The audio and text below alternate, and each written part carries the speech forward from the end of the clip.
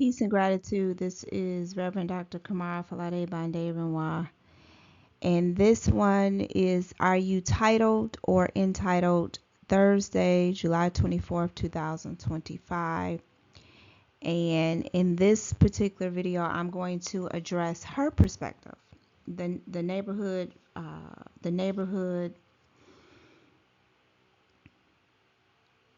the neighborhood Black Club president's perspective. Remember, I'm just coming with facts. I'm not coming with assumptions. I'm only addressing the facts with the evidence that I have presented. So this is based on this information that I'm going to share with you would be the answer to the question of, well, why is she doing all of these things to you? Why is she bullying you? Now, I haven't got to the bullying, the evidence of the bullying yet. But this is the only evidence that I have in my possession that can possibly explain why she has been bullying me since April of 2023. Remember, I'm not assuming anything. I'm basing this on the facts that I have at my disposal because she has not said we have not had a conversation, and I'll talk about that later when we talk about evidence. We have not had a conversation. We have not sat down, looked at each other in the eye, and had a conversation. So this is just what I have at my disposal right now. All right, so this will potentially answer the question after the other videos that I will record and upload, and you'll see all the evidence of her bullying me since April of 2023, and you'll have the question, which is a legitimate, logical, rational question. Well, where did all this come from? Why is she treating you this way? Okay, so and that's a fair question. And so I'm going to address it based on the information that I have. All right. So on February 13, 2024, I had to attend. Actually, I didn't have to. I chose to. I didn't have to do anything. I could have not attended and they would have awarded her the PPO by default. So I chose to attend. So the day before, she had a mail put in my mailbox that I was to attend, that there was a hearing at 10 a.m. about a PPO petition. Okay, so this person came and put it in my mailbox the day before. So I was like, okay, so I chose to attend. I didn't have to attend. I chose to attend. So anybody that has done a PPO, you know they're going to ask you for, you got to give the date and the time and a description, a date, not necessarily a date, or I mean a time. If you have it, that's fine. But they're going to ask you for the date and the location of the incident that warrants you to request a PPO. Now, typically, I know here in Michigan how it goes is that they can award you the PPO, they can grant you the PPO without a hearing because you provided evidence where it is clear that your life is in danger, and this person is intent on harming you, and they call it ex parte, where you don't even have to have a hearing. The judge will look at the information that you presented, they'll look at the statement of facts, and then they'll just say, I'm going to grant this PPO to the person. I don't even need a hearing. What they're telling me, it's enough evidence to show that this person is a danger to the person requesting the PPO. In her case, it was not, the judge needed more information. It was not clear that I had done anything to put her life in danger. So the judge decided that he needed a hearing to get clarification before he awarded the PPO. All right, so, and I'm reading from the PPO. So the first date that she has on here is December the 8th, 2023. She said the location was job.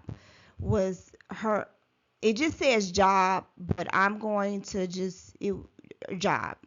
So what happened? She said she mentioned my name, that I went to her job with accusations trying to get her fired, and management informed her. I don't even know where this lady works. I don't know where she works. So that was a lie. So this is the Black Club president. Now this is a legal document. You're attempting to get a PPO out on me, and you're lying on a legal document. Like, I don't even know where this woman works. And if I came to your job, is there video footage of me coming to the job? Can management describe what I look like? Like, make it make sense. But this is what she said. On December 8th, 2023, that I went to her job with accusations trying to get her fired, and management informed her. I don't know what these accusations were. She didn't list them in the PPO. Okay. It asks, were the police called? No. Then the second incident that she listed was on the same date. On the same date, on December 8th, 2023, she said the location was her home. She said that she was outside putting up Christmas decorations for family, and that my boyfriend had dropped me off, and he came her way to roll down the window and say FUB and give me the finger. I have video and picture. First of all, and this is what the judge told her, the PPO is against me. So regardless of what my boyfriend did to you, the PPO is against me. You have to state what I did to you, not what my boyfriend did to you. And the judge told her that. The judge was like, what did she do to you? If you have an issue with what the boyfriend did, then you need to file a whole nother PPO against him. Okay. Now let me explain. Wait, no. Let me explain that. First of all, he was not my boyfriend anymore at the time. She didn't know that, because obviously we're not talking to each other. So he and I are no longer together romantically. We're still friends at that point, but we're no longer together. So since she doesn't know that, that's fine that she referred, because the last time we were in communication with each other, that's how she knew of him as my boyfriend. So that's fine. Let me tell you what happened. He dropped me off, and when she came out the house. She was not putting up decorations. She came out the house, and she had her phone out recording him driving away. And so he put up his finger and was like, if you gonna record me, I'm gonna give you something to record. So and now I didn't know this until later, after I got the PPO, and I called him and told him, and he was like, yeah, I did do that. But I clearly saw her. No, I didn't. Let me tell the truth. I had went in the house. I went back on the camera, and I saw her come out the house with her phone recording. So I was just like, oh, okay. And to be honest with you, I don't know. Let me think, because I want to tell the truth. I don't want to tell no lies. When I look back on the camera, I did see her come out, and she had the phone in her hand recording. She did. And yeah, she did. But she wasn't, when I pulled up, when my ex-boyfriend dropped me off, I had not, she was not out there. She was not out there doing her Christmas decorations. She was not out there. That was a lie. She was not out there putting up Christmas decorations. That's not what she was doing. That was a bold-faced lie. That's not what she was doing. She came out because I remember, now this is what I do remember before I even looked at the camera. When I walked in the house, I heard her yelling and screaming at me, um, talking about, you tried to kill my baby. That's what she was screaming. So when I went back and looked at the camera, that's when I saw her with her phone in her hand, um, recording as my ex drove past her house and drove away after he dropped me off. I don't recall when I looked at the camera him saying anything to her, but he did admit to it. So he admitted to it. He said, "Yeah, I did say that." Because she pulled out her camera, record me, so I gave her something to record. So that part is true. She told the truth on that because he admitted to it, like, I did do that. However, she was not out there putting up Christmas decorations. She was not doing that when we pulled up and he dropped me off. That was a lie. So the judge told her, like, that doesn't even count because it has to be something that I did to her, because the PPO is against me, not against um my ex. So he just totally dismissed that. So then here's incident number 3, because you get 3 incidences that you can put on a PPO. I think you can put more, but you can put up to 3.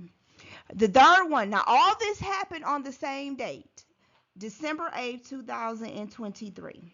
No, let's go back to the second one. Were the police called? No.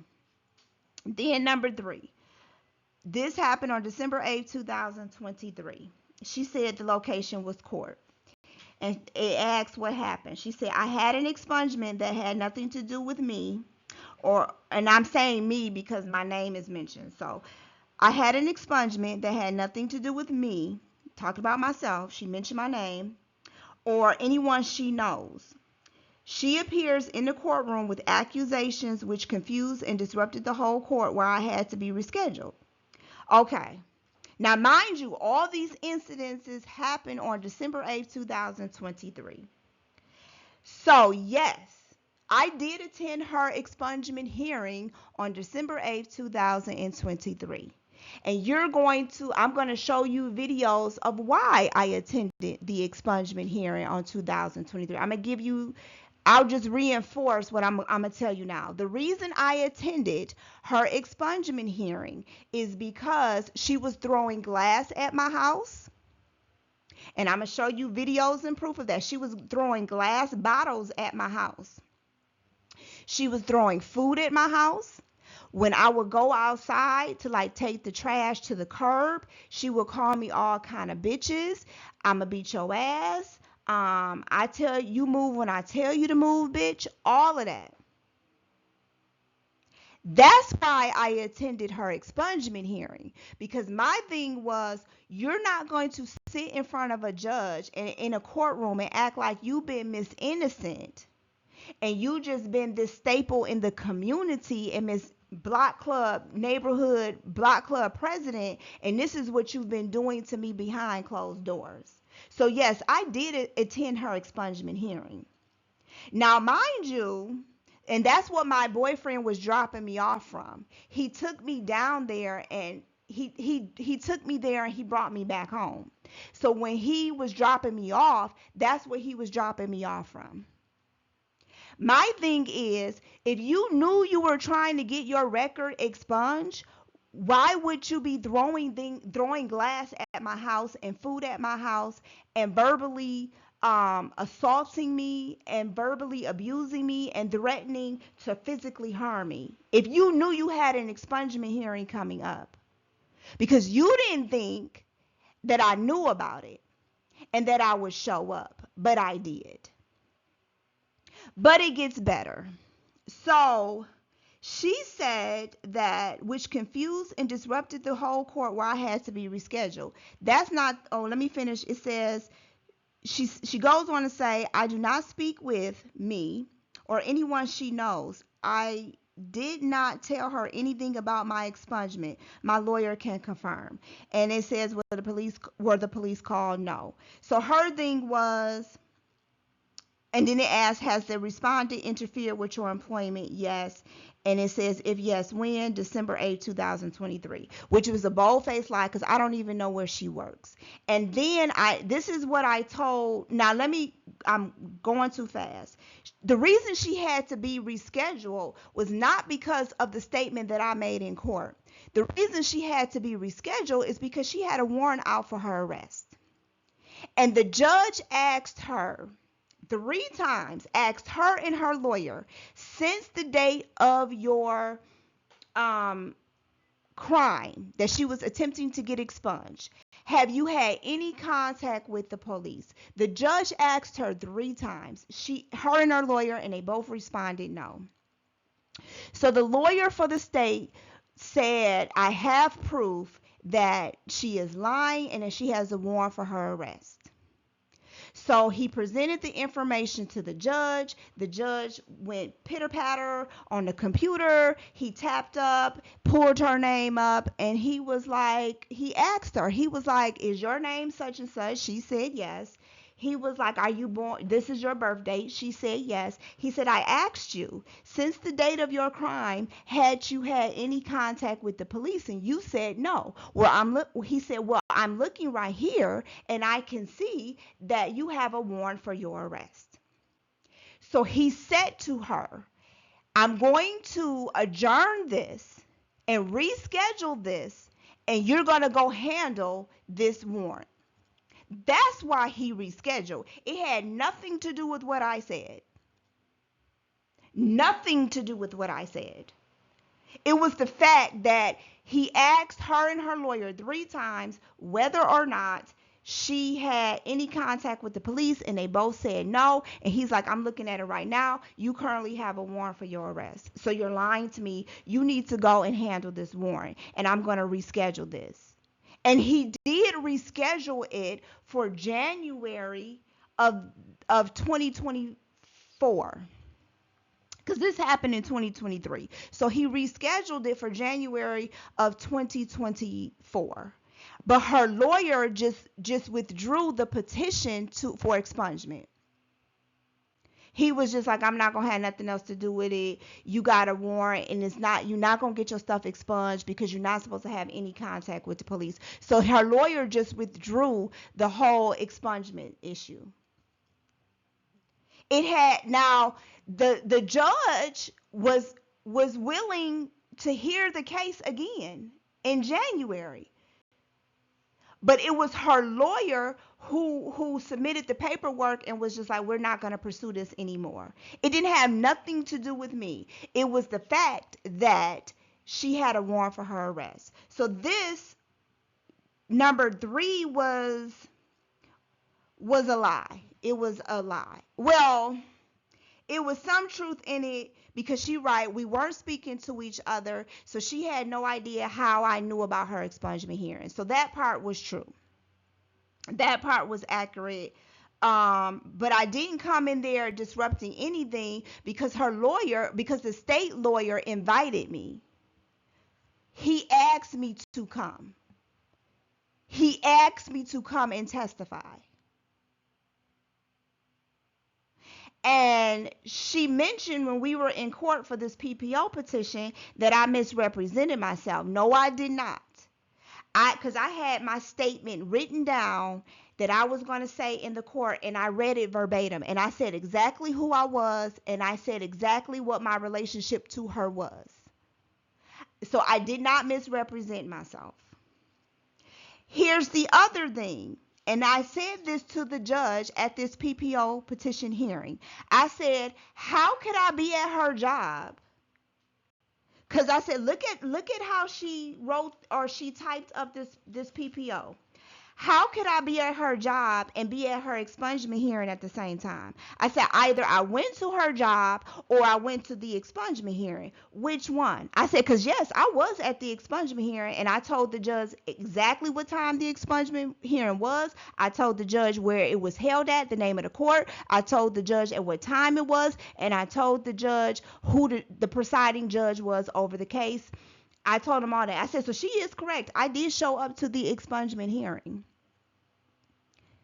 I said, but how could I be at the expungement hearing and at her job at the same time? I said, how did I do that? Tell me how could I be at two places at one time? And I was like, and I have proof that what time I left. I said I have proof of what time I left, because I was like, my cameras on my phone on my home can prove what time I left, whose car I got into. It will tell you what time I came back, and it will also tell you that I didn't go anywhere else after that day.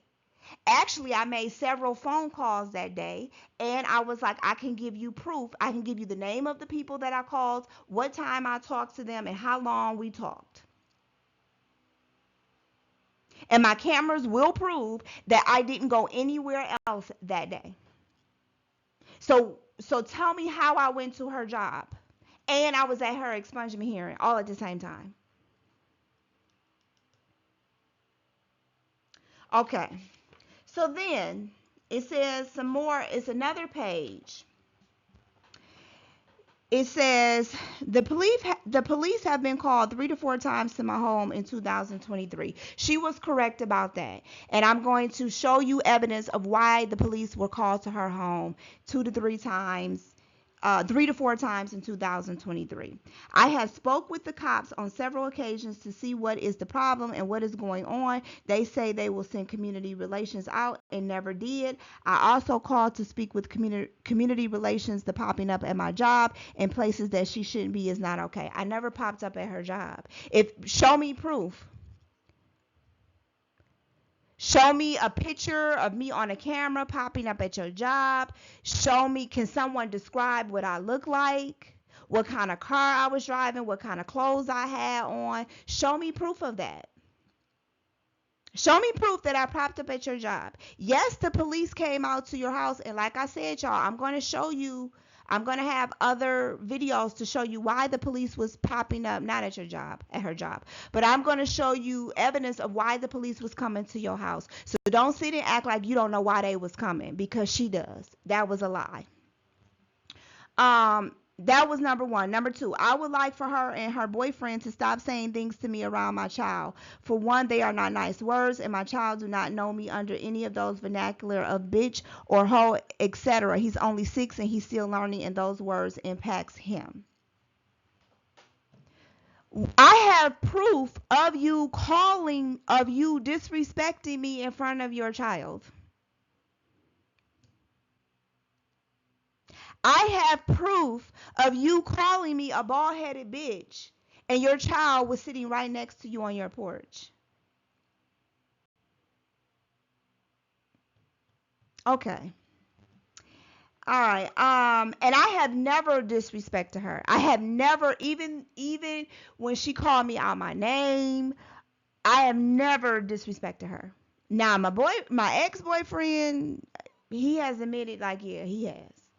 I have not. Okay. And remind you, this PPO is about me. It's not about him. So whatever issues you got with him, you need to do a whole nother PPO on him, as the judge suggested during this hearing. Number 3, coincidentally, she mentioned my name, and her boyfriend, and she mentioned his name, have had several run-ins with the neighbor in between us, as well as the neighbor on the side of her. The neighbor home that used to be between me and her mysterious explodes 3 weeks after she hits him and pull off with her boyfriend and never comes back until 2023. Now she's bothering me. Okay, let me explain that to y'all. First of all, I did not hit the neighbor. Okay, there was a house in between us. And It's so interesting that she said have had several run-ins with the neighbor in between us, which was the it was a house in between us and it was a guy there. She doesn't say that she had run-ins with him too. She leaves out the part that this guy, this neighbor, before his house burned down, this neighbor had someone come to the house and they both uh got a ladder and climbed on the ladder to hook up electricity illegally from her pole.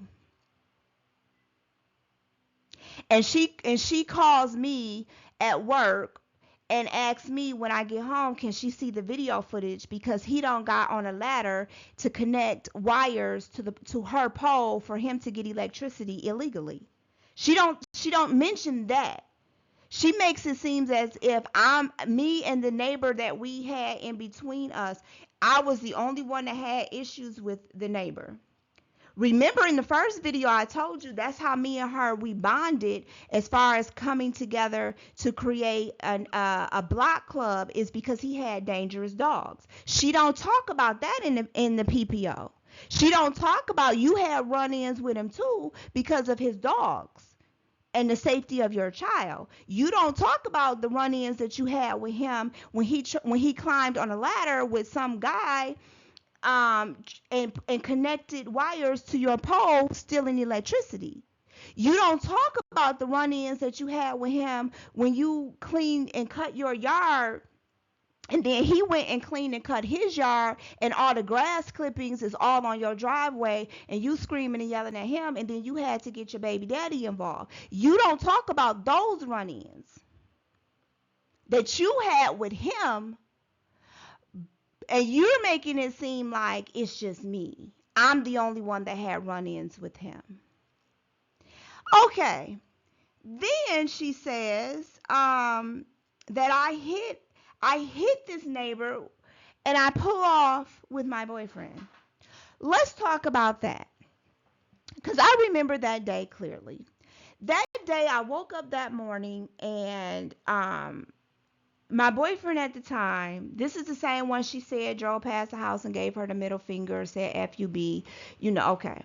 Now, mind you, this is the same boyfriend that we were all neighborly and cool. This is the same boyfriend when you needed work done in your home because he's an independent contractor and he does that type of work. You asked me to um you asked me, you asked him to come over to look at some work that needed to be done in your home. This is the same boyfriend that when your son, when he was younger, accidentally locked you outside your house. This is the same boyfriend who came and got the door open for you. Okay? So, that day that where she's saying that I pulled off and hit the neighbor with the car, that day I wanted to go in the backyard and clean up. So she is accurate. My then boyfriend did not like the neighbor that was in between us. He didn't like him at all, and he didn't feel safe. He didn't think I was safe living over here with him. So he was like, I just don't like him. I don't like his energy. They did, exchange words on different occasions. And he was like, so whenever you out in the backyard, or whenever you doing yard work, period, he said, I want you to call me so I could be there because I just don't trust him. I just don't trust him. So I said, okay, fine. So that day, it was a Saturday. I remember he came over and he was like, I went in the backyard cleaning up or whatever. And he helped me out. So it was about 9 o'clock in the morning. And the neighbor that used to live in between me and the neighborhood block club president, his day wouldn't start to 4 or 5 o'clock in the afternoon, and he would be up all night to 3, 4, 5 in the morning, sometimes probably 6 in the morning. So he upset because the weed whacker is going off and he trying to sleep, so he mad. He looking out the window and he mad.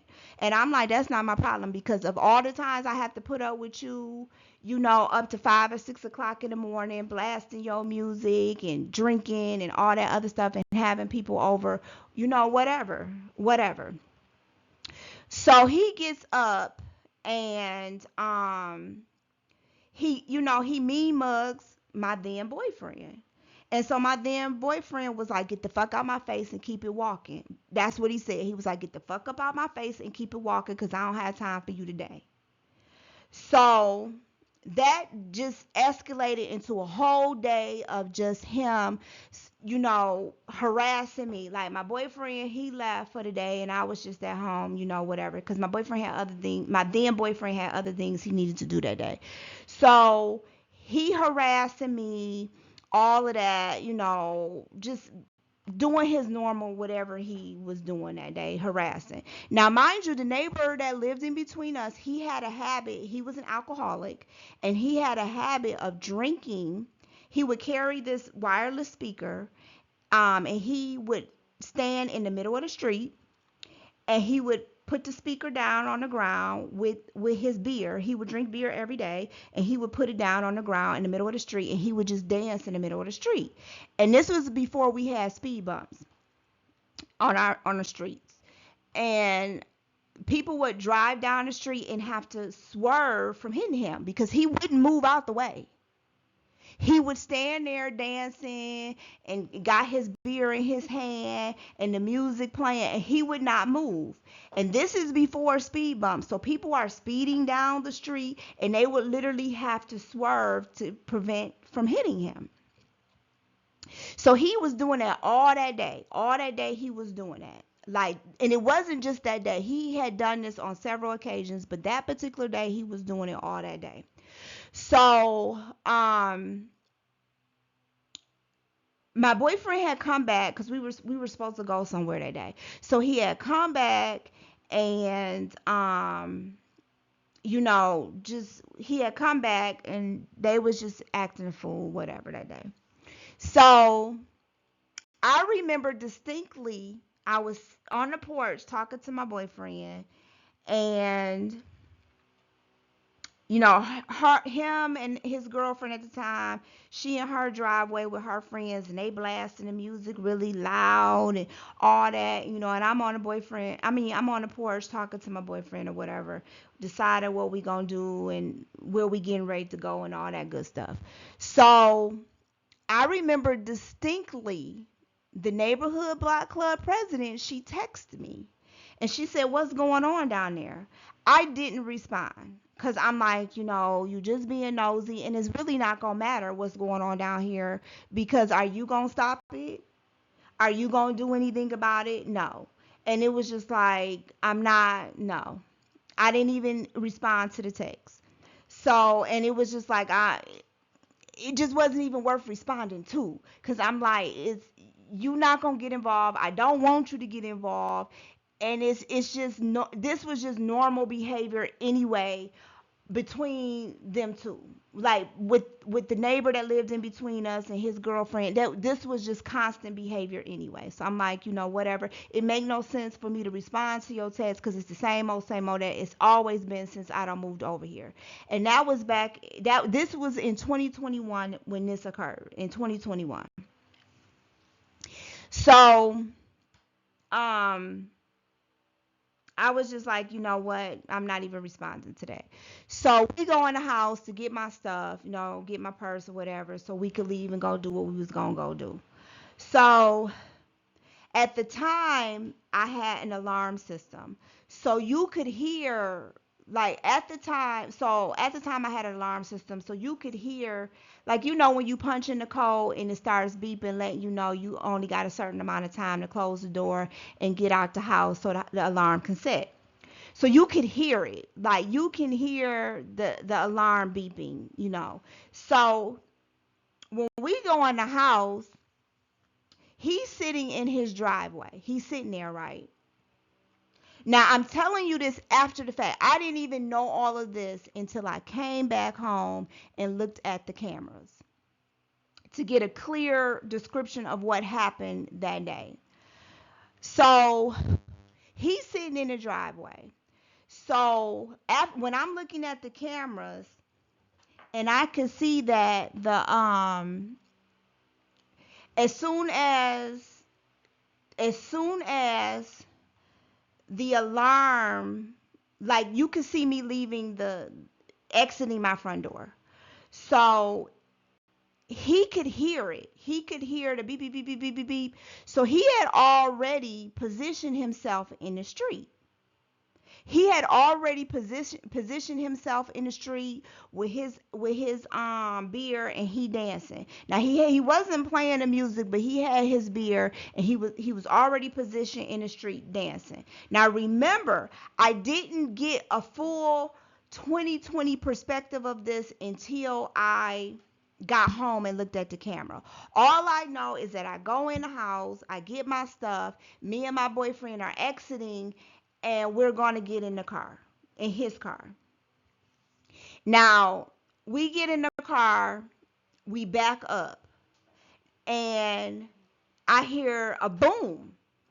Like, well, I'm not driving, but he's driving because we get in his car. He had a Hummer at the time. So he backs up out the driveway, and I hear a boom. And I'm like, and he pulls off, and I'm like, wait a minute. I said, going back. I said, what was that? And so when we look in the rear view mirror, I said, no, you gonna go back up. What was that? This fool, the neighbor in the middle, that me and her, that was in between me and her before his house burned down, he was behind the car. He deliberately got behind the car, the vehicle. He deliberately got behind the vehicle. He deliberately did that. Now, mind you, I didn't know this until I came back home later that evening and looked at the vehicle. At this moment, when it happened, all I know is that we're getting in the car, and my boyfriend backs out. We're in his car. He had a Hummer. He backs out, and I hear a boom. I didn't, and he drives off. And I'm looking in the rear view, not in the rear view, but yeah, the rear view mirror that's on the passenger side. I'm looking like, wait. I said, I could see him standing in the street, and I'm like, so did you hit him? What is he standing in the street for? This is the conversation that I'm having with my boyfriend when as we're driving down, as he's driving down the street. I'm saying we, but y'all know, two of us ain't driving. As he's driving down the street, because I'm in the passenger side, and I'm looking like, is he? I said, did you hit him? I said, was that the noise that we heard? Is that him in the middle of in the middle of the street? I said, you going back. I said, because what we won't do is ain't nobody going to accuse you of no hit and run. I said, we're going to go back. So he backs up down the street, and this dude is still in the middle of the street. So my boyfriend yells out the window, get the fuck out the middle of the street. Like, what are you doing? So he, they looking at each other, and he looking at him, but he gets out the middle of the street. Like, after my boyfriend backs up and tells him, get the fuck out the middle of the street, he gets out the middle of the street. So we drive off, and I was like, I don't trust it. I said, I don't trust it. I said, go back. I was like, my car is there. I don't trust him. I was like, I said, we gonna get my car too. So he like, okay. So my boyfriend gets out of his car, and by this time, the neighbor who lives between me and the neighborhood block club president, he has this metal pole in his hand. And so my boyfriend he takes out his weapon, because he's licensed to carry, but he keeps it at his side. He doesn't point it at him. And he like, nigga, nigga, get the fuck out the middle of the street. So he tells me, he was like, go. He was like, just go. I got this. I'm going to meet you. And I was like, no, I'm not leaving. Because I'm looking like, you got your gun pulled out on the side. He got a metal pole in his hand. I'm like, I'm not leaving. Because I want to be able to give an accurate statement if something go down. So I was like, I'm not leaving until I see you get in my car and you pull out this driveway and we drive off together. That's exactly what I said to him. So clearly, by that time, she must have looked outside the window and saw me driving my then boyfriend's car. So she put two and two together and assumed that I hit him, that I hit the neighbor that lived in between us. But that's not what happened. That neighbor deliberately put himself in the trajectory of the vehicle when my boyfriend was backing out. And I made sure when I realized, I was like, what was that? When my boyfriend pulled up, I was like, what was that? I was like, what was that? What was that noise? What did you hit? And when I look in the mirror and I see this dude in the middle of the street, I'm like, you gonna go back. I said, you're gonna go back, because what we're not gonna do is not gonna be no hit and run.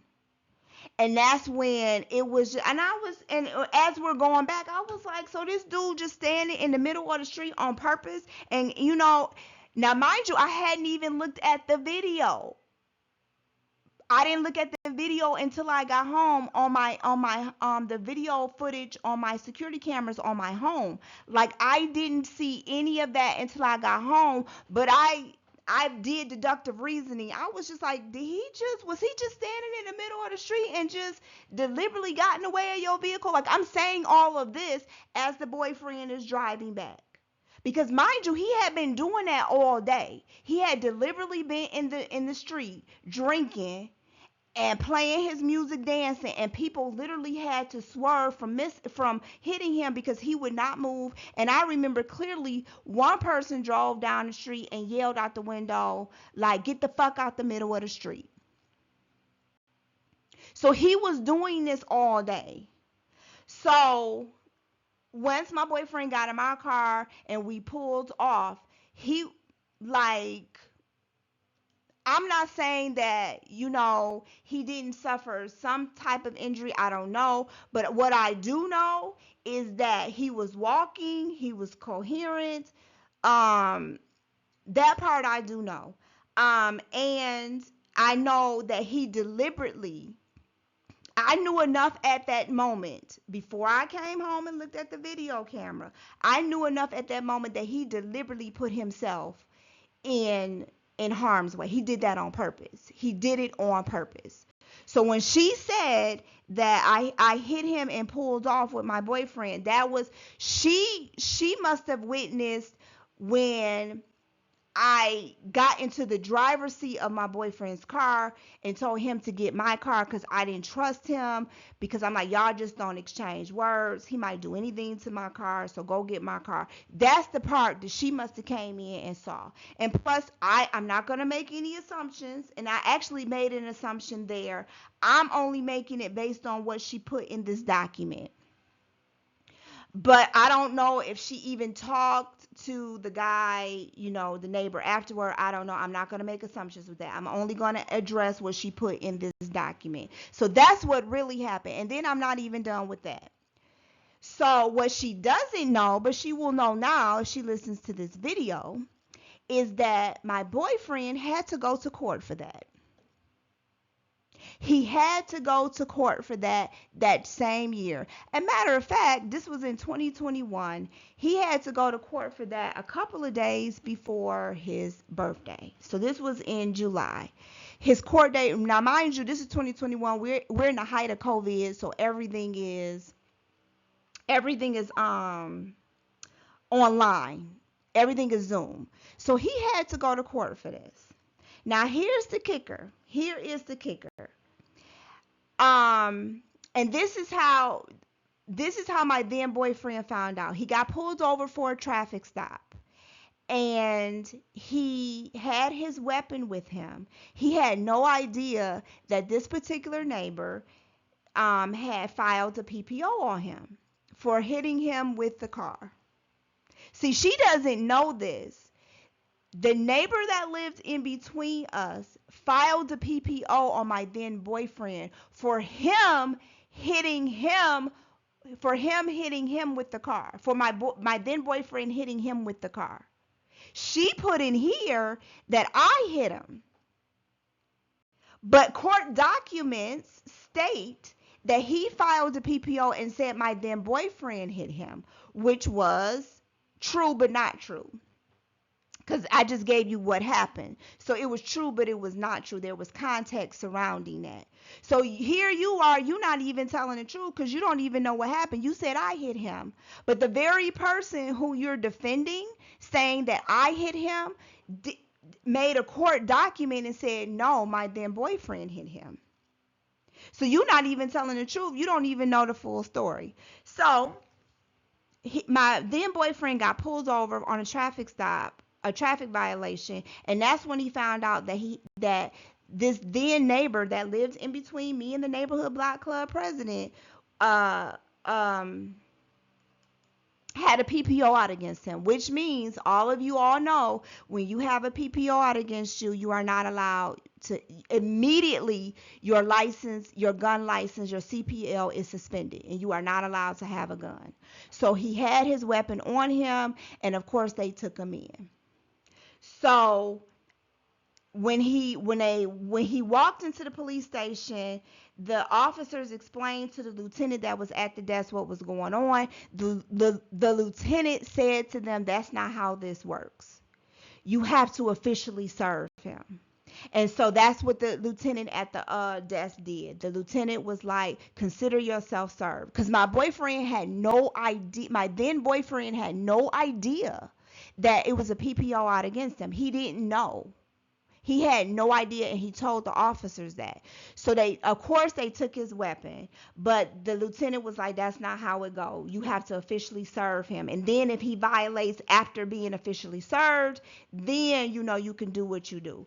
So that's how my then boyfriend was able to not be, fingerprinted and all of that, because the lieutenant at the desk was like, that's not procedure, that's not how we do things. Okay, so once he came and told me that, I immediately got busy. I was like the officer gave him the information about how you could find out what the PPO was about, who did the PPO on you, and how you can fight the PPO. Because you can fight a PPO. You can do they call it a contesting. Is it contesting? I gotta think of the word for it. But you can argue a PPO. If someone does a PPO on you, you have 14 days. Once you are legally served, you have 14 days from the time that you are legally served to argue it, to counteract it. I can't think of the name of it, the correct word for it. But you have an opportunity to say, you know what, I want to dispute what this PPO is about.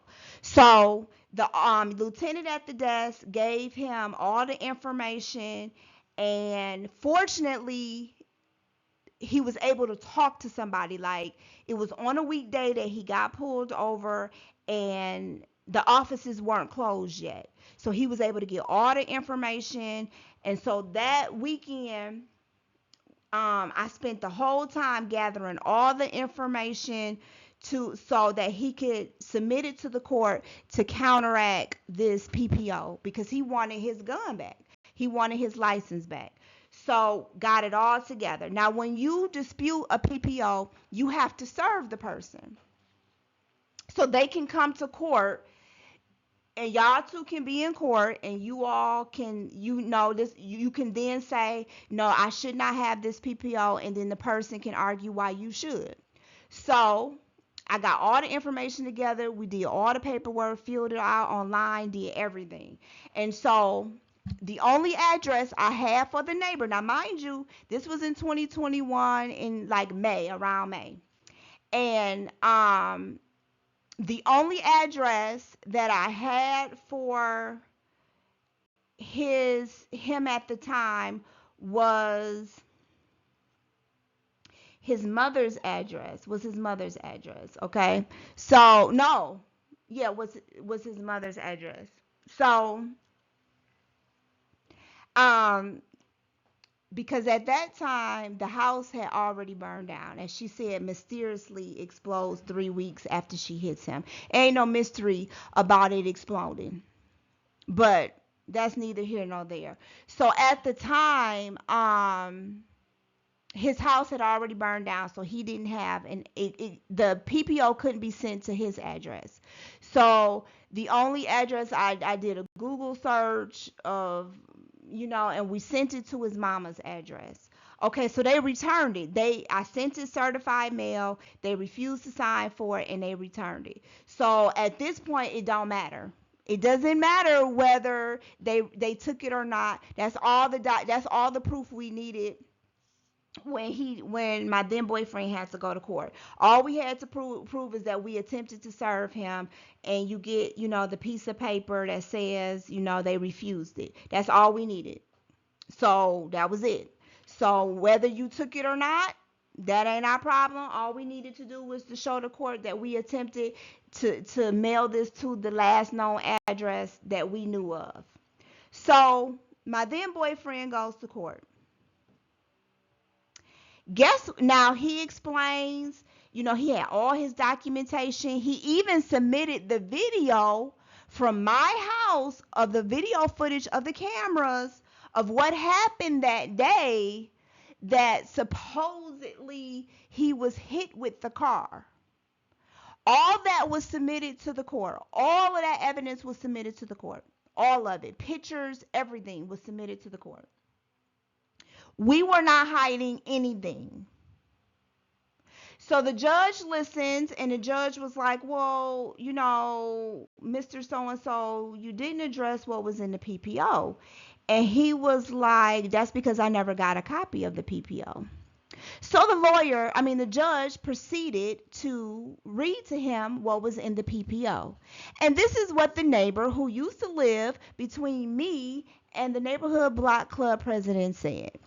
He said that my then boyfriend was on this block, and the block that I currently live on, and that he was visiting his girlfriend Keisha. My name is not Keisha, and he knows my name. The neighbor that lived in between me and the block club, the current block club president, he knows my name. My name ain't Keisha. This is in a court document. The judge is reading this. And she is saying, this is what he put down, that my then boyfriend was over here in the neighborhood, that he comes over to the neighborhood to visit his girlfriend, Keisha. And he was visiting his girlfriend, Keisha, at the time. And he rode up on the sidewalk that he was walking on the sidewalk, and my then boyfriend rode up on the sidewalk and hit him. So, Miss Block Club President, you said that I hit him and pulled off with my boyfriend. But according to the neighbor that lived in between us, in his PPO, in his court document, he said that my then boyfriend was visiting his girlfriend Keisha, and that he was walking on the sidewalk, and my then boyfriend drove up on the sidewalk and hit him. So which one of y'all is telling the truth?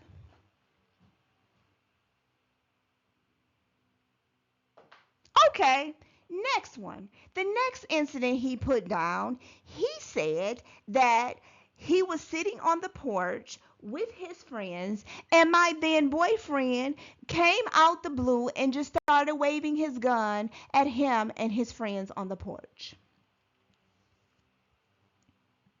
That was the second incident. And because he said those things, that the judge clearly believed him and assigned the PPO, or granted him the PPO. After my then boyfriend presented all his evidence and gave his testimony, the judge threw out the PPO and granted my then boyfriend his license to carry back. So, Miss Block Club President, that's what really happened that day. And we got court documents to prove it. Now, because it's a PPO, that's not public information. I have a copy. We didn't get a copy of the PPO. We just knew that he had a PPO out against us. So I don't even actually have a copy, a physical copy of the PPO. I just know that the judge read from the PPO that our neighbor at the time submitted to the courts. She was reading directly from that document because we never received a hard copy of the PPO. We just knew that it was him who went and asked for the PPO, and we had to put two and two together. Like, we just pretty much knew that the reason that he was awarded the PPO because it had something to do with the fact of the day that he was hit um, by my boyfriend's car. And I was like, that's the only way he was able to get a PPO. I said, that's the only thing that you've done to him that he could argue that his safety is at risk. So we sat down and created or filed the paperwork based on that. And we were correct. We were correct with that. It's just that he what he put down was not true. So that's why the judge asked, like, well, you didn't address anything in the PPO, and that was because he never got my then boyfriend never got a hard copy of it, so he didn't know what was stated in the PPO. We were just going based off the events that we knew had occurred between him and my then boyfriend, and we were correct. And that's when the judge proceeded to read what was in the paperwork, in the PPO paperwork. Like, he was over here visiting, my then boyfriend was visiting his girlfriend, according to the neighbor that the Black Club president is addressing in this PPO, that he was over here, my then boyfriend was over here visiting his girlfriend Keisha. The only Keisha we have on this block that I knew of at the time was the woman that lives across the street, and she is married. And my name ain't Keisha.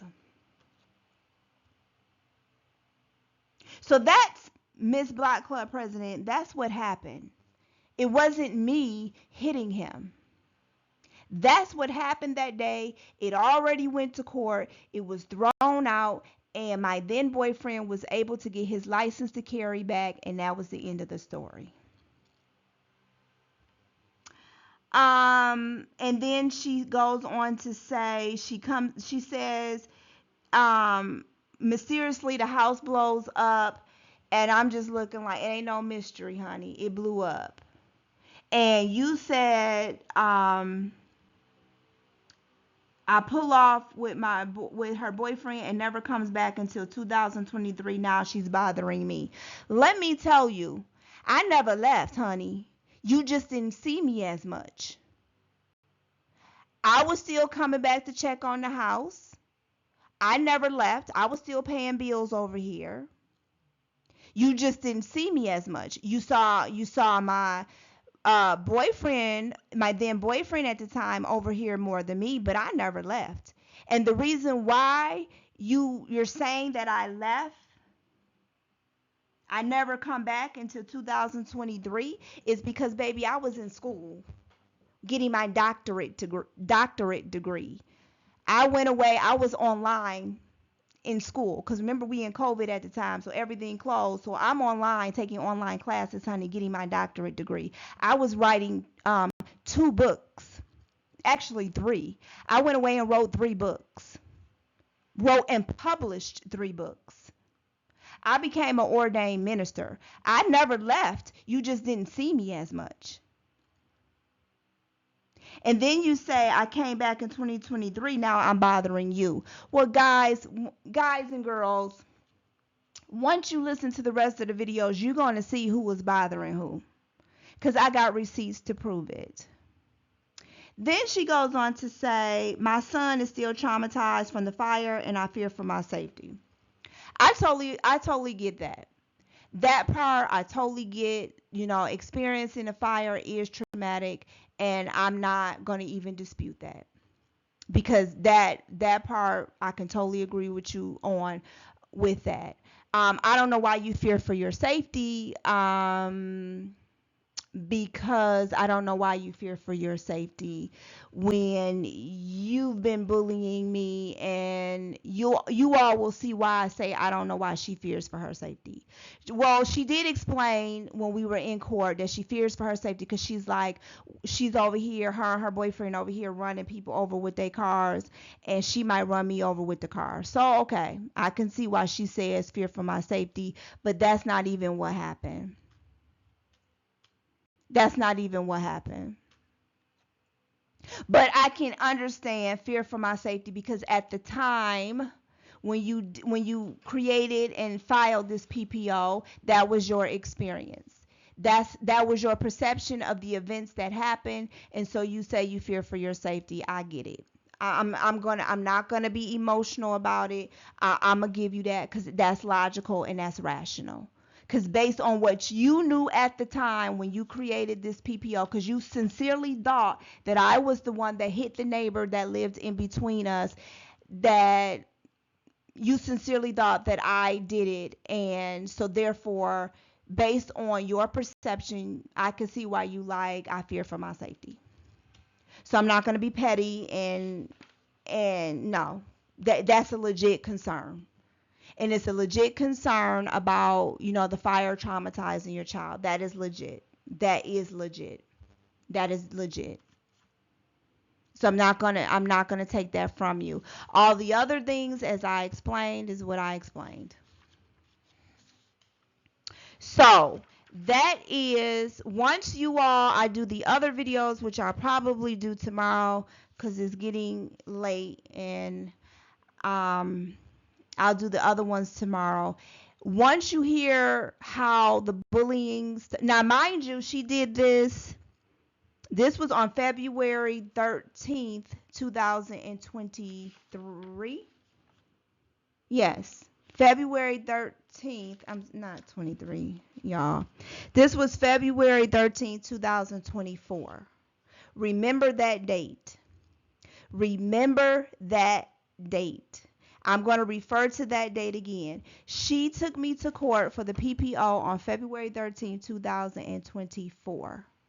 And remember, I told you the bullying started April of 2023, and I will have receipts. I'm not going to go through all of them, but I have receipts to prove that the bullying began in April 2023, and she did this PPO on me on February 13, 2024. So you're going to see why I'm like, when I got this, I was just like, oh, really? That's what we doing? But this is to help you answer the question that everybody will logically have. Well, what did you do to her? So based on the evidence, the hard copy that I have in my hand of this PPO, this will answer your question, what did I do to her? Because remember, I'm not making assumptions here. The four agreement says that we are not to assume. So I'm not going to make assumptions. I just simply read from the PPO and I gave you facts. I gave you facts. To end this, I will say that the judge said that he asked me, did I have a PPO out against her? And I said yes. So mind you, she's attempting to get a PPO granted on me on February 13, 2024. I already had a PPO out on her that was granted to me in June of 2023. And the judge asked me and I said yes. And he looked and he saw and it was still in effect. So he said that he was going to grant her the PPO and that her PPO against me would expire the same time my PPO against her expired. However, I never got any paperwork. I never got any paperwork with the judge's signature saying that he granted her the PPO, nothing. And mind you, I had just renewed my license for my CPL. I didn't get anything from the city, anything from the state saying that my license had been suspended or revoked or anything. So I don't even know, after After I sent all, because I before the hearing that night, before I went to bed, I made sure to send him everything I could on everything that I could. Because I read her PPO, and I looked at all the information, and I flooded his email with his inbox with everything that counteracted what she said in the PPO that I just read to you. And when I was sitting in court that day, I asked him, I said, I don't send you all the information when she talk about she don't know why the police was coming to her house 3 or 4 times. I'm like, I don't gave you officers' names, dates, times, and report numbers. That's the reason why they were coming to her house. I said, it's all in your email. And he was like, yes, I'm looking at it now.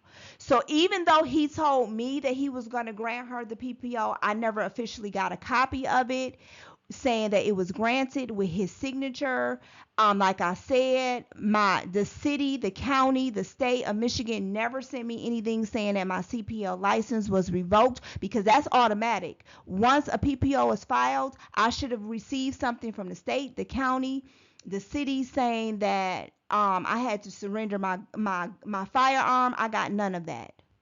None of that. And I've had so many encounters with the police this year alone, and I have shown them my CPL license. They have even taken my gun and held it for like a few minutes and ran my name and gave it right back to me.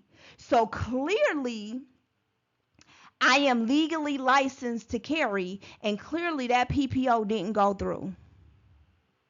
Because once my then boyfriend, once they cleared him in the court, he still had to go and submit paperwork to the city, county, to the state, to show that the case had been dismissed. And he had to take the paperwork from the court and take it to the city, county building, to the state, to the city, to show that the case had been dismissed and that they were giving him his license back. He had to show all of that. So if the PPO that she petitioned for me went through, I didn't know nothing about it, because like I said, I'm still able to carry my firearm to this day. And when we went to court, I had just renewed it. My CPL had expired. I just renewed it. And like I said, I had plenty of encounters with the police after that date that we went to court for the PPO, and I showed them my CPL license. They ran it and never said anything to me. Never said, ma'am, do you know you got a PPO out against you? You're not supposed to have a firearm. You need to surrender your firearm. They never said that to me. And I had several encounters with the police after we had that PPO hearing. And I clearly stated that I was licensed to carry. I would show them my license, my ID, and they would run it nothing. So I don't even think the PPO was granted, because I wouldn't have been able to keep my firearm.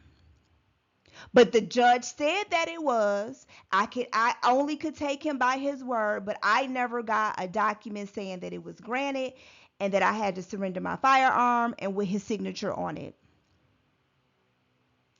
So that's her side. So when you ask the question, well, what did you do to her? I can only go by the document that I just read to let you know what she is saying I did to her based off this PPO. So tomorrow I will then give you evidence of how she has been bullying me since April of 2023, but you want to assume the title and position of the Black Club president, and you are bullying one of your neighbors.